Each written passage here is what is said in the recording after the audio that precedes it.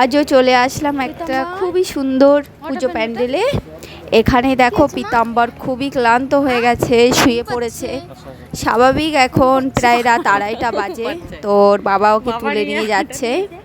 আমরা এখানে কিছুক্ষণ বসেছিলাম, খুবই ভালো লাগছিল মার কাছে বসে থাকতে।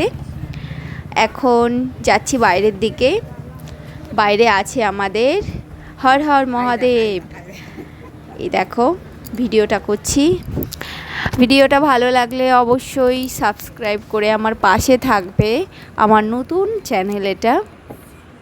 বাইরেটাও খুব সুন্দর, একদম প্রকৃতির ছোঁয়া। খুব ভালো লাগছে এখানে, খুব সুন্দর সাজিয়েছে।